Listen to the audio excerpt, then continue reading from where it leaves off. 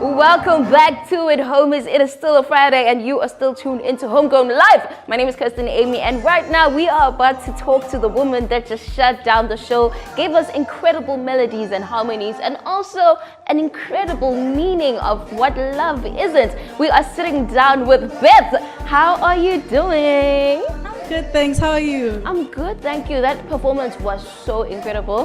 Like, I know, like, I hadn't spoken to you yet, but I felt like I knew you just a little bit through that song. Now, Enemy defines what love is not. Can you take us a little bit through, what went into creating the song and what actually made you know that this is not what love is? Usually when artists make music, they're trying to define what love is, but what took you to a point of defining what it's not?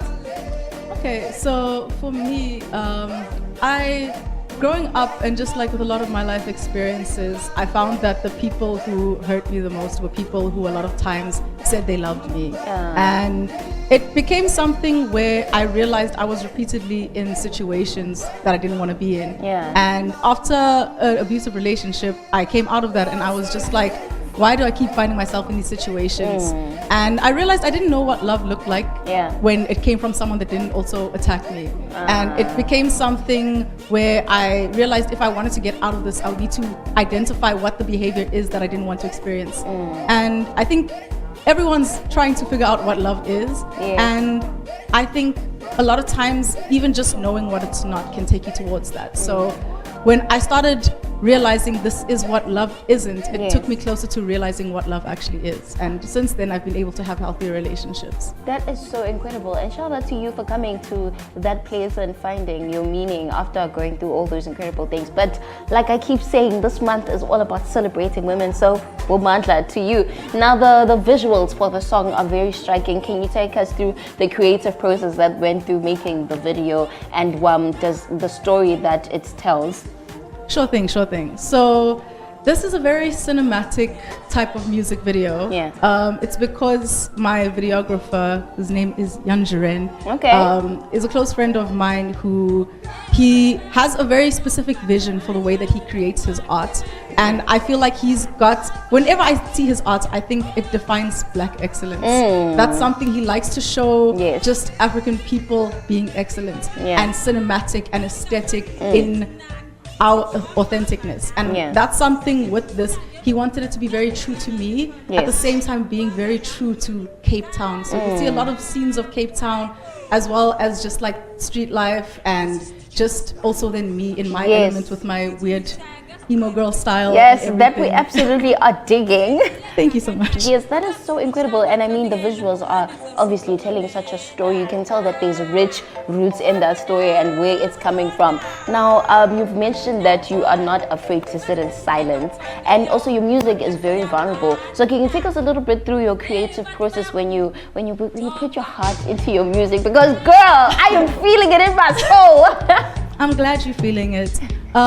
So my creative process a lot of times happens when I'm driving or like when I'm sitting in travel, transit, wherever, and I think about things. I'm an overthinker. A lot of people tell me I feel a lot of things, I think a lot of things, but I like to put my words to that and like to define what is this feeling trying to teach me a lot of the time. I also think it's very important, and my videographer said this as well, to allow like colored Black women, to allow us to be emotional, not always having to be like, oh, you're a strong Black woman type thing. Like, allow me to be soft, allow me to cry, allow me to also experience the unpleasant things so that I can better understand and appreciate when the pleasant things do come around. Yeah, I love that narrative. That is something that I've been trying to learn myself. Like usually there's this box of emotions and things that you feel like I'm supposed to do it like this, but it's so lovely that you are telling that story, and I deeply relate. Now, for someone that has been giving herself to the world, which I'm extremely loving and can't wait to see more of you, what was the scariest part of taking the leap of being a solo artist? I think for me the scariest part was allowing myself to be seen as imperfect. I think a lot of times, even if you think about like Instagram and normal things, like you want to only show the best sides of yourself. And I very much like, I've been writing music since I was 16. Oh, wow. I'm 26 Yay. now, and this is the first time I'm putting stuff out. Yes. Because I always felt like, oh, I just need to fix it, I just need to make it better.